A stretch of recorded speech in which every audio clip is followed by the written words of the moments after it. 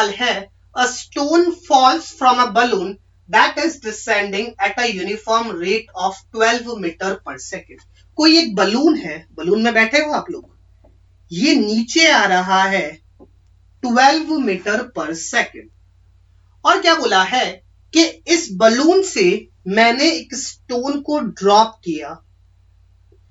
अब अगर आपको याद हो तो लास्ट लेक्चर में हमने एक इंपॉर्टेंट पॉइंट लिखा था कि अगर मैं किसी लिफ्ट में बैठा हूं, किसी बलून में बैठा हूं, तो जो मेरी वेलोसिटी होगी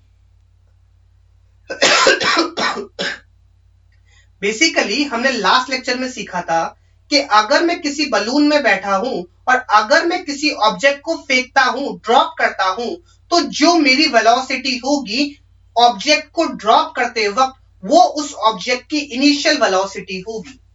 तो ये बलून नीचे आ रहा है 12 मीटर पर सेकंड से, तो इस ऑब्जेक्ट की, इस स्टोन की जो इनिशियल वेलोसिटी होगी वो होगी डाउनवर्ड डायरेक्शन में 12 मीटर पर सेकंड। और मुझसे पूछा है कि 10 सेकंड बाद इस स्टोन का डिस्प्लेसमेंट क्या होगा।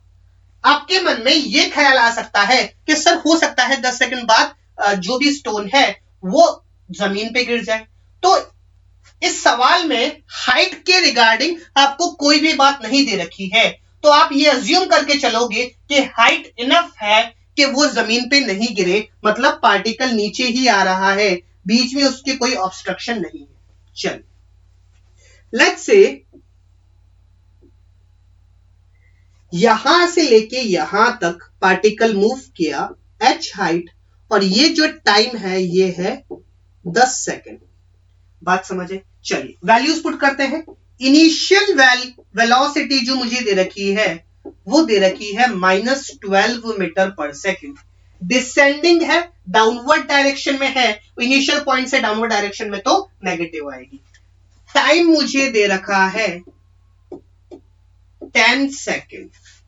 एक्सेलरेशन मुझे दे रखा है -9.8 मीटर पर सेकेंड स्क्वायर। जी हां, आपको सवाल में बोला है कि g की वैल्यू आप 9.8 लेके चलोगे।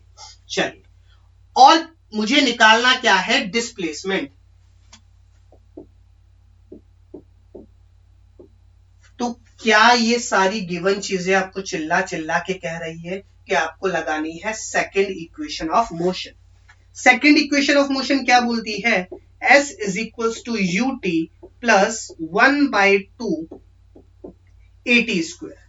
u कितना है? -12, टाइम कितना है? 10 प्लस 1/2, एक्सेलरेशन है -9.8 और टाइम है 10 का स्क्वायर हो जाएगा 100।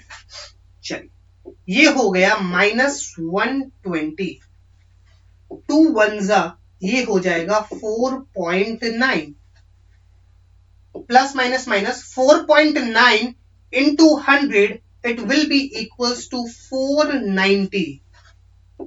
490 और 120 को ऐड करूंगा, माइनस माइनस नेगेटिव ही रहेगा, ऐड करूंगा तो ये हो जाएगा 510 एंड 610। तो इसका जो डिस्प्लेसमेंट निकल के आएगा वो निकल के आएगा -610 मीटर।